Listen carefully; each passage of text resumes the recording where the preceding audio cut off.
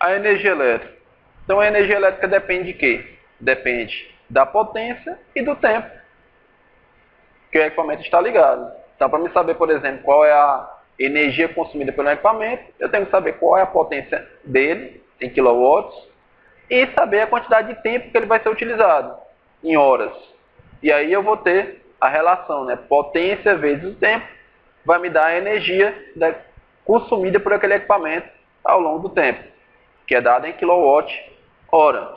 Né? Por exemplo, eu tenho um ferro elétrico, tem uma potência de 500 watts, né? E ele é utilizado por 1 hora.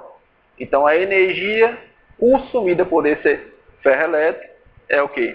É 500 watts vezes 1 hora vai me dar 500 watts hora. Se, por exemplo, eu utilizar esse ferro por 3 horas seguidas, né?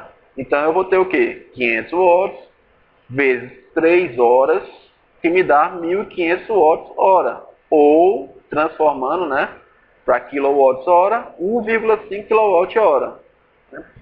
Então, se você olha para cá, você vai ver que a quantidade de energia que aquele equipamento gastou vai depender do que? Da potência que ele possui e a quantidade de tempo que ele ficou ligado. Se você olhar para esse ferro de 500 watts e verificar que no final do mês você utilizou ele durante 20 horas, né? O que é que vai significar isso aí?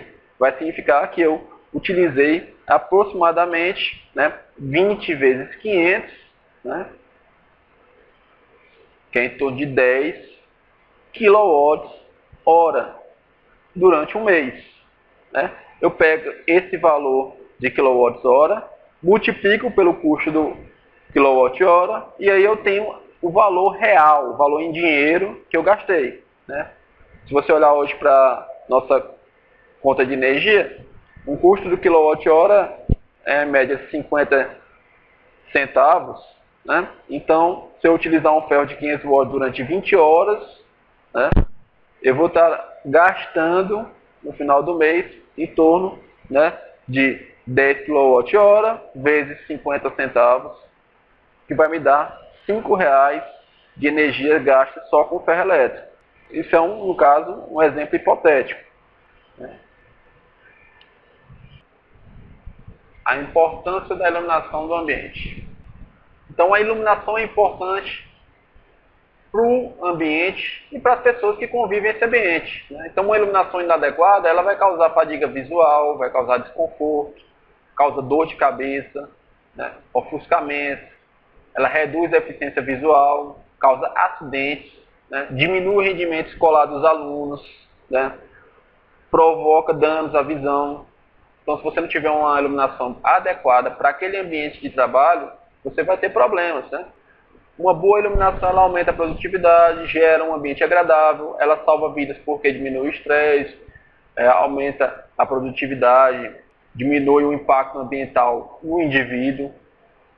E isso é responsabilidade de quem? Isso é responsabilidade dos projetistas, dos administradores que administram o ambiente, né? E das autoridades. Né? Por quê? Porque uma iluminação deficiente, ela provoca uma série de danos à saúde, por exemplo, do aluno. Ele vai ter problemas de visão mais cedo, vai sofrer com desconforto, dor de cabeça. Então a gente tem que se preocupar bem com a iluminação do ambiente escolar. Os projetos não podem ser alterados, porque todo projeto de iluminação de um ambiente escolar, ele é feito para aumentar o rendimento dos alunos. Então, a partir do momento que você faz qualquer alteração naquele projeto ou naquela instalação elétrica sem antes passar pela responsabilidade de um projetista, de um engenheiro, de um arquiteto, você está alterando as características técnicas do ambiente, o que provoca uma série de problemas. Então, se a gente avaliar, a iluminação é importante por quê? Porque ela faz com que o aluno recepcione melhor, ou seja, mais claramente, as mensagens visuais. Então a luz é uma forma de comunicação. Se você entra num ambiente de penumbra, num ambiente desconfortável visualmente, você vai ter problemas de concentração, você vai ter problemas de percepção. Então a gente tem que ter sempre essa preocupação de que o ambiente, né, a iluminação do ambiente, ela é importante para o desenvolvimento do aluno, né, e ajuda também o ambiente a ficar mais agradável, mais prazeroso. Então a gente tem alguns elementos importantes no estudo da luminotécnica. A luminotécnica, ela é a ciência que estuda a iluminação dos ambientes. Então a gente tem que saber o fluxo radiante, né, que é a potência de radiação eletromagnética emitida ou recebida por um corpo. Então toda lâmpada ela vai ter frações visíveis e invisíveis de energia. Então tudo isso aí altera, né, o ambiente. O fluxo luminoso, ou seja, é a parcela do fluxo radiante que gera uma resposta visual, ou seja, a quantidade de lúmenes incide sobre um ambiente. Então você tem que, todo projeto de iluminação, ele leva em conta, inclusive, a quantidade de luminária, a quantidade de lâmpada, a quantidade de lume necessário para um ambiente. A eficiência luminosa, né, que é uma relação entre a quantidade de lúmenes e a quantidade de energia que a lâmpada necessita, né?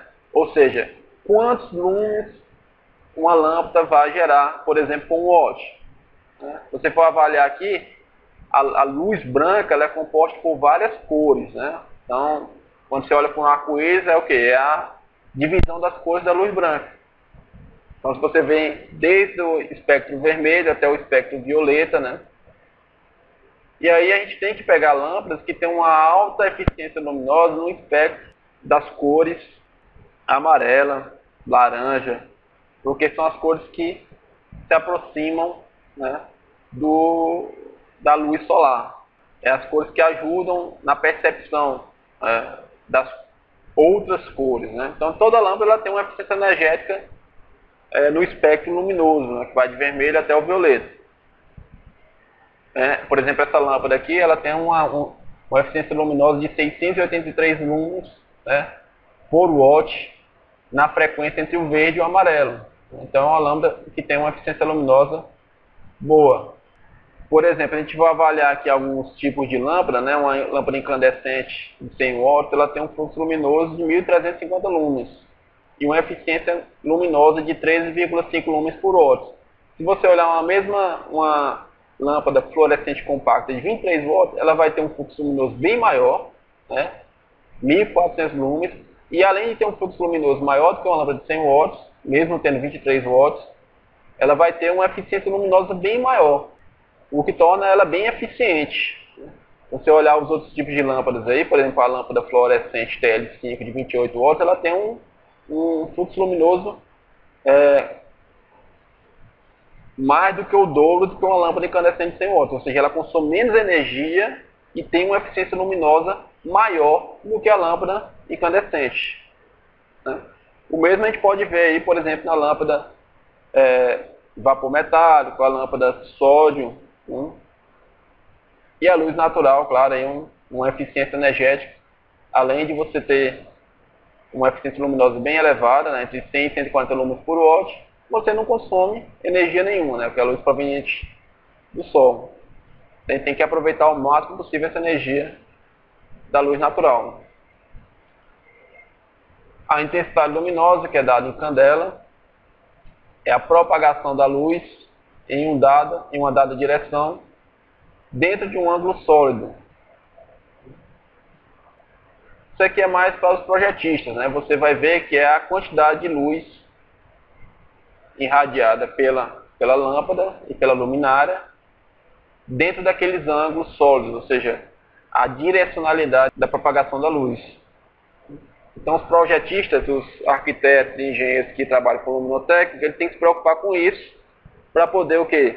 Para verificar qual é a necessidade de quantidade de luminárias, quantidade de lâmpadas para aquele ambiente, para mim conseguir ter aquela intensidade luminosa.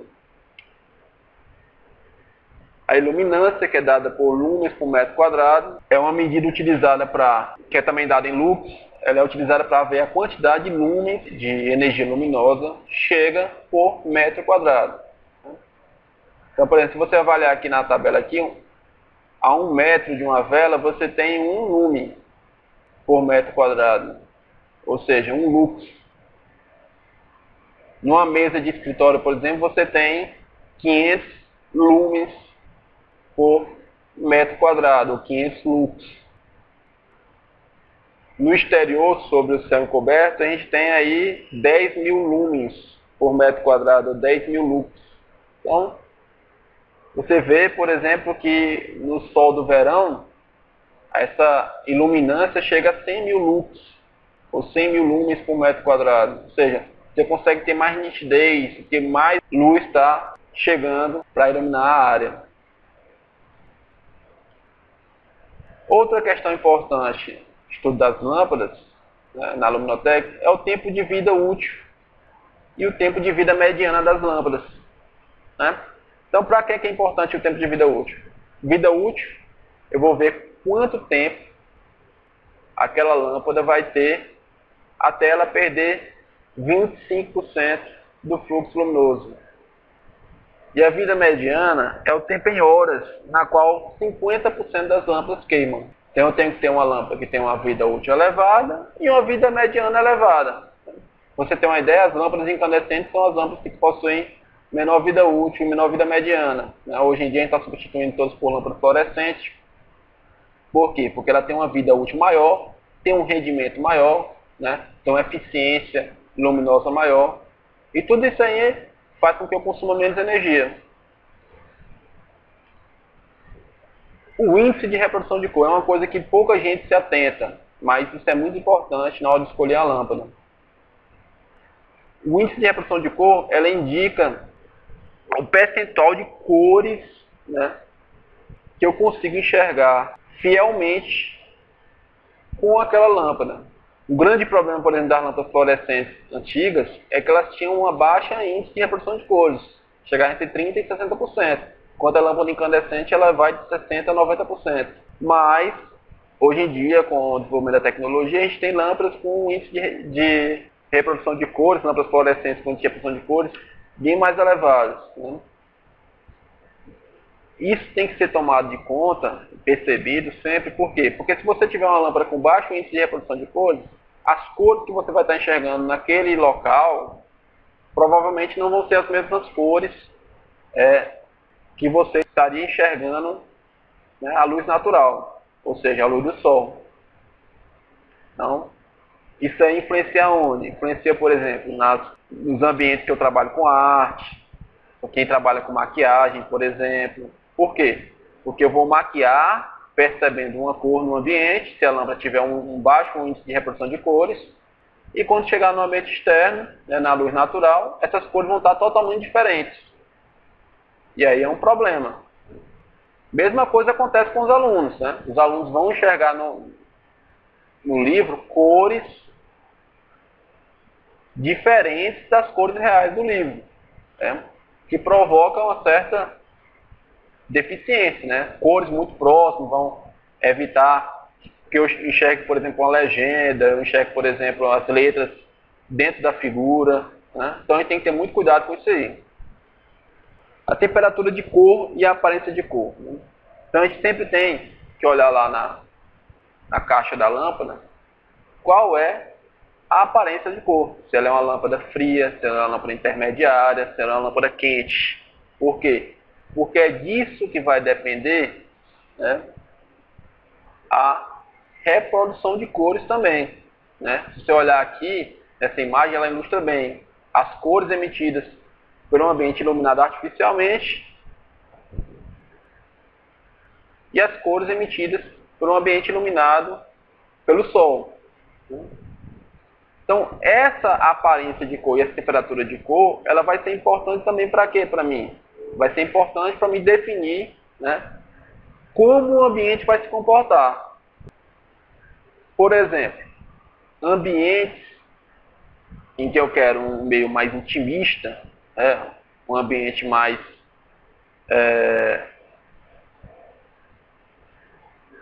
aconchegante, né? Eu prefiro o quê? Aparência de cores mais frias. Agora, ambientes em que eu quero ter rendimento, quero aumentar o trabalho, quero da noção de movimentação, eu prefiro colocar, né, lâmpadas com aparência de cor mais quente, que dê a sensação de vibração maior.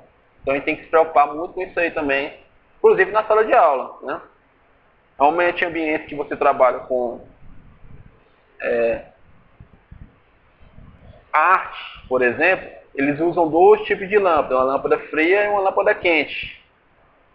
Para quê? Para que eu tenha uma reprodução de cores mais fiel, para que eu tenha uma iluminação mais ideal, que não provoque cansaço visual, né? Que não provoque uma dor de cabeça para quem está utilizando.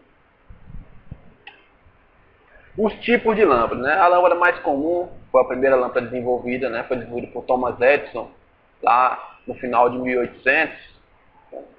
É a lâmpada que tem uma vida útil bem menor, né? A vida útil dela é no máximo 1000 horas. São lâmpadas de baixo rendimento, ela produz muito calor, emite uma luz quente, ou muito quente, né, no caso, o que faz com que haja uma boa reprodução de cores. Então, por isso que ainda hoje ela é muito utilizada, por exemplo, em banheiro, do lado dos espelhos. Por quê? Porque ela ajuda a reproduzir as cores, né? Mas, em compensação, são lâmpadas que consomem muita energia, né? Elas desperdiçam boa parte da energia elétrica na forma de calor, né? Então, se você olhar para ela, é uma lâmpada bem quente, porque ela está transformando a energia que era para ser transformada em energia luminosa em energia térmica. Ela, inclusive, ela está sendo proibida na Europa, né? Então, na Europa não se fabrica mais lâmpadas incandescentes para uso residencial. Lá você não vê mais esse tipo de lâmpada. Aqui no Brasil a gente ainda usa muito ela, porque ela é barata, o custo dela é barato, mas o rendimento dela é bem menor. As lâmpadas de halogênio, ou lâmpadas halógenas, são lâmpadas decorativas, são lâmpadas utilizadas normalmente em vitrines, em ambientes em que eu quero dar destaque, né? Por exemplo, na sala de estar, normalmente eles colocam em cima dos sofás, para dar aquele destaque ao sofá ou a uma mesa, né? São lâmpadas que consomem muita energia, né? Tem um rendimento bem mais baixo, né? Tem um tempo de vida útil pequeno, em torno de 2000 horas, produz muito calor, né? Inclusive ela é usada muito em vitrine de roupas, e as roupas têm que ser constantemente trocadas porque ela termina deixando a roupa esbranquiçada, por causa do calor gerado por elas. Uma lâmpada energeticamente mais cara, porque ela consome mais energia para produzir a mesma uma quantidade de luz, e além disso ela é bem mais cara a ser substituída, né? Porque é uma lâmpada que dá trabalho para substituir, né? Ela é usada também em refletores para uso externo, né? É chamada de lâmpada ímpar, né? Se olhar aqui, esse aqui é a lâmpada ímpar, a lâmpada que vai de 150 watts até 500, 1000 watts, né? É uma lâmpada que consome bastante energia. As lâmpadas fluorescentes, que são as lâmpadas, hoje em dia, em termos de utilização, é uma das lâmpadas mais usadas, né? Hoje, com a questão da economia de energia, você está usando cada vez mais lâmpadas fluorescentes. Ela tem um tempo de vida útil bem maior. Se você comparar aqui, ela tem 10.000 horas de vida útil, né? E se for uma lâmpada incandescente, por exemplo, ela tem só 1000 horas. Então, a lâmpada fluorescente ela dura 10 vezes mais do que uma lâmpada incandescente, né? Claro que nas devidas utilizações, né? Ela tem uma eficiência luminosa 4 a 8 vezes maior do que uma lâmpada incandescente, e além de produzir menos calor, ela tem desde lâmpadas que emitem uma luz mais avermelhada, até lâmpadas que emitem uma luz mais azulada, né? Ou seja, lâmpadas frias e lâmpadas quentes. A reprodução de cores também é uma coisa importante que você tem que avaliar na hora de utilizar ela, porque você vai ver lá na caixinha dela qual é o IRC dela. Porque eu tenho lâmpadas que têm um IRC baixo, em torno de 30%, até lâmpadas que têm um IRC acima de 84%. Então, lâmpadas ideais, por exemplo, para um ambiente escolar. E ela tem uma deficiência que é a diminuição da sua vida útil a partir do momento que eu apago e acendo ela várias vezes, né? Então, ela é um pouco ruim de ser utilizada em ambientes em que eu tenho que apagar e acender várias vezes essa lâmpada por uso, né, normal dela, porque ela vai diminuir a vida útil dela. Por exemplo, um corredor de passagem que eu tenho que apagar e acender várias vezes, ela vai, com o tempo, ela vai queimar mais facilmente. Lâmpadas fluorescentes. Então, o modelo mais utilizado de lâmpada fluorescente é o modelo das lâmpadas compactas, né? Chamada de lâmpada PL também. Essas lâmpadas, hoje em dia, já vem com reator integrado, né? O bocal encaixa com o bocal da lâmpada incandescente, o que fica mais fácil a sua substituição, né? Tem vários modelos, desde o modelo de espiral até o modelo linear, modelos redondos, o que facilita a instalação na luminária, né? São lâmpadas de baixo custo, hoje elas estão bem mais baratas, né? Você tem que ter só cuidado na hora de descartar essas lâmpadas. Essas lâmpadas não podem ser descartadas em qualquer local. Tem que ser descartadas juntamente com o vendedor que vai dar o uso final dessas lâmpadas, porque ela possui um material químico dentro dela, no caso fósforo, que é um material tóxico. O outro modelo de lâmpada, né, que é esse modelo aqui, é um modelo de lâmpada fluorescente, tubular. É a mais usada em ambiente escolar. Ela tem desde os padrões de 20, 40 watts, né? Tem um rendimento bem elevado. Hoje em dia tem lâmpadas chamadas lâmpadas trifósforo, que tem uma eficiência luminosa muito grande, né? E um consumo de energia bem menor. Ela tem a deficiência de você ter que ter uma luminária específica para ela. Ela tem que ter um reator, no caso hoje em dia é utilizado mais o reator eletrônico, mas antigamente se utilizava muito o reator elétrico junto com o start para dar partida nela, né? O que provocava alguns distúrbios na instalação elétrica, mas hoje em dia com o reator eletrônico não tem tanto problema, certo? E é uma lâmpada de fácil troca, substituição dela é fácil, mas o ambiente, né, as luminárias têm que ser luminárias específicas para esse tipo de lâmpada, né?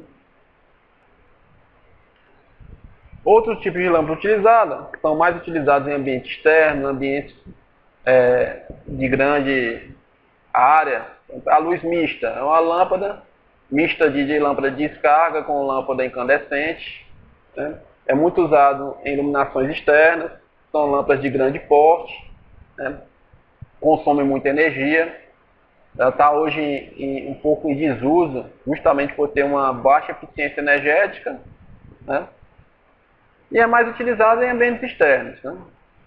A lâmpada a vapor de mercúrio, que é a lâmpada usada, por exemplo, na iluminação pública, né? Essa lâmpada a vapor de mercúrio tem a característica de ter uma luz amarelada, né? Muito usada em iluminação de outdoor, né? São lâmpadas de baixo rendimento, ela tem um custo inicial de utilização pequeno, mas em compensação gasta mais energia elétrica do que os outros tipos de lâmpada. A gente tem uma lâmpada de vapor metálico, que são lâmpadas de elevado índice de reprodução de cores. São lâmpadas utilizadas, por exemplo, nos ginásios, poliesportivos, né? Por quê? Nos estádios. Para quê? Para ter uma iluminação melhor, né? Você tem uma melhor reprodução de cores, você tem uma acuidade visual melhor, ou seja, você vai ter uma iluminação melhor distribuída, então esse tipo de lâmpada é mal utilizado. Só que é uma lâmpada mais cara, que necessita de reatores, né? O que torna o custo dela um pouco dispendioso, né? Luminárias específicas, né? Aí a gente tem também a lâmpada a vapor de sódio. Tem vários tipos de modelo, né? O mais usado é a vapor de sódio de baixa pressão. São lâmpadas com um rendimento um pouco maior, mas também tem um índice de reprodução de cores pequeno, né? Ela é usada muito para iluminação de vias públicas. Por quê? Porque consome menos energia, dá para iluminar um ambiente bem grande com elas, e é o que torna o uso dela mais interessante. Mas ela também tem a característica de ter um índice de reprodução de cores baixo. Os acessórios das lâmpadas, né? Tão importante que eu falei. As luminárias são importantes para quê? São importantes para justamente garantir que essa lâmpada seja usada eficientemente. Bem, as luminárias são responsáveis por distribuir bem a iluminação produzida pela lâmpada, né? Proteger a lâmpada, né? E conter o resto dos acessórios, no caso os reatores, os starters, né? Então a luminária é importante para distribuição da luz ao longo do ambiente, né? No caso da sala de aula, você tem que verificar sempre as luminárias, limpar sempre as luminárias. Para quê? Para garantir que o rendimento daquela lâmpada instalada dentro daquela luminária seja o máximo possível. Se você olhar para esse tipo de luminária aqui, por exemplo, ela tem essa característica aqui justamente para diminuir o ofuscamento provocado pela lâmpada, né? Distribuir melhor a iluminação. Então, tudo isso aí provoca, né, mudanças ambientais dentro da sala de aula. A importância da luminária dentro da sala de aula é o quê? É você ter uma iluminação mais prazerosa, uma iluminação que aumente o rendimento escolar do aluno, desde que com o rendimento máximo possível, né? Uma distribuição uniforme da lâmpada. Hoje, com o uso do quadro branco, por exemplo, as lâmpadas têm que ser montadas de forma que ela não cause ofuscamento por causa da luz produzida refletida no quadro branco. Outros acessórios, como eu já falei, são os reatores, né? A gente tem vários tipos de reatores, né? Os reatores para lâmpadas fluorescentes, os reatores para lâmpadas de vapor metálico, as lâmpadas de vapor de sódio, né? Então, dependendo do modelo de lâmpada, eu vou ter um modelo de reator. Os reatores são utilizados nas lâmpadas chamadas lâmpadas de descarga, né? São lâmpadas que utilizam gases, fósforo, né? Aqui está um acessório interessantíssimo, né? Que é o sensor de presença. O sensor de presença ele é usado aonde? É usado em ambientes de passagem, onde a iluminação não é importante. Em termos de uso contínuo, no corredor. O corredor ele só vai precisar estar iluminado enquanto tiver gente passando por ele, né? Uma escadaria, um ambiente pouco uso. Então a gente usa esse sensor de presença justamente para minimizar o gasto de energia elétrica no ambiente, garantir que só vai ter iluminação naquele ambiente quando tiver gente. Lembrando, o sensor de presença não pode ser usado dentro de sala de aula. Porque o sensor de presença ele é temporizado, ou seja, mesmo tendo gente no ambiente durante um certo tempo, passando o tempo que ele foi programado, ele vai desligar a iluminação. Então, se eu colocar um sensor de presença dentro da sala de aula, os alunos vão ficar assistindo a aula, quando passar o tempo que ele foi programado, ele vai desligar a iluminação. Então, isso aí não é interessante para a gente. Então, lá na sala de aula, vai se usar um interruptor para acender e apagar as lâmpadas. Esse tipo de sensor aqui você vai usar lá em corredor, banheiro de baixo fluxo de pessoas. Então, algumas dicas para economizar energia. Então, a gente sempre tem que se preocupar com utilizar cores claras nas paredes, no teto e no mobiliário, né? Então, sempre lembrar, o teto tem que ser de uma cor clara, para refletir melhor a iluminação. As paredes também. Se eu vou colocar uma parede, um tom escuro dentro da sala de aula, por exemplo, um azul escuro, eu vou perder rendimento da iluminação usada dentro da sala de aula. Então você sempre tem que lembrar, cores claras ajudam a economizar energia elétrica. Como eu falei também, o uso de sensores de presença em corredores e áreas de passagem, limpeza das luminárias e das lâmpadas, isso aqui é super importante. Você limpar a luminária e as lâmpadas faz com que aumente o rendimento da iluminação. Lembrando sempre que lâmpadas que diminuem o percentual de iluminação com o tempo, o lâmpada fluorescente tem esse problema, né, de diminuir a eficiência ao longo do tempo. Ela começa a ficar mais fraca. Então essas lâmpadas têm que ser trocadas por outras lâmpadas novas para garantir o rendimento da iluminação. Utilizar sempre o máximo da luz solar, né? Usar janelas, basculantes, clarabóias. Usar o máximo possível as lâmpadas fluorescentes, porque elas são mais econômicas e têm uma maior durabilidade. E lembre-se sempre, não fugir dos projetos, né? Toda escola ela tem um projeto elétrico, tem um projeto de iluminação também, que não pode ser alterado, porque aquela iluminação ela tem características que influenciam no ambiente, né? Então tem o tipo certo de lâmpada para aquele tipo de ambiente, tem um tipo certo de luminária para aquele tipo de ambiente. Às vezes você olha para o ambiente, tem 8 luminárias com 2 lâmpadas fluorescentes cada uma. Ah não, vamos tirar uma lâmpada de cada luminária. Mas aqui dali você está alterando o ambiente escolar. Está diminuindo o rendimento. O aluno não vai enxergar melhor os livros, né? Então, às vezes, você tem que garantir que todas as regras de projeto estejam sendo feitas, né? A quantidade de lâmpadas, o tipo de lâmpada utilizada, né? Tudo isso aí influencia no ambiente escolar. Obrigado pela atenção e até a próxima aula.